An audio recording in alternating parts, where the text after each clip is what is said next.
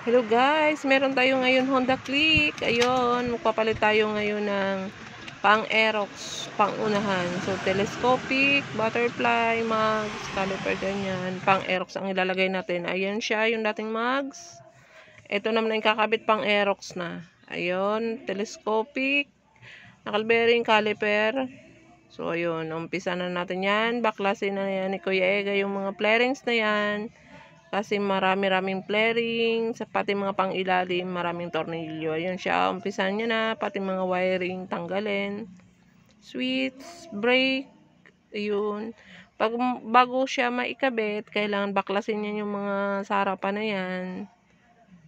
Ayan, kasi hindi maikakabit yung butterfly, tsaka yung bearing. So, ayun. Ayan siya, baklas. Then, mamaya, ikakabit lang naman po yan. So, pati yung mga switch na yan, tanggalin din. Ibalik na lang po mamaya yan.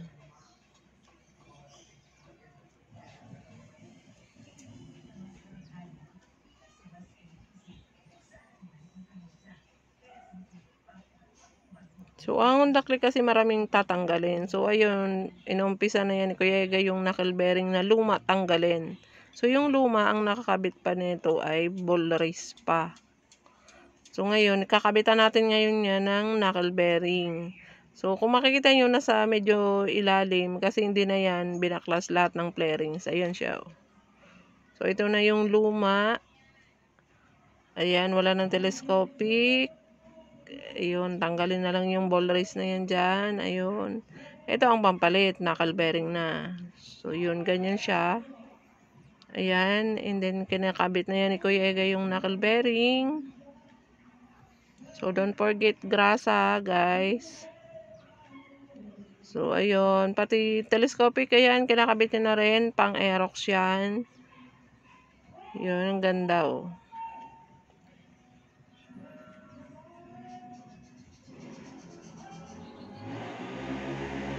Pati axle, ayan, pang-Aerox din dapat. Ayan, yung mugs niya, pang-Aerox din. Caliper, plate, pang-Aerox din. So, guys, puro pang-Aerox yung ikinakabit. So, guys, ang motor na pinagkakabitan, Honda Click. So, conversion yan si Kuya Ega. Ayan, mahilig siya mag-convert. Conversion na naman. Ayan siya, guys. So, axle na lang ang ikinakabit. Then, yung mga washer na yan dyan.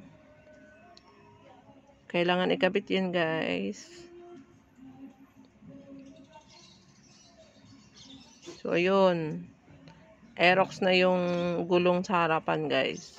So, pati yung likod, guys, ganyanin pa rin niya yan. I-disc brake niya rin ka-conversion. Ayun, oh, swabe.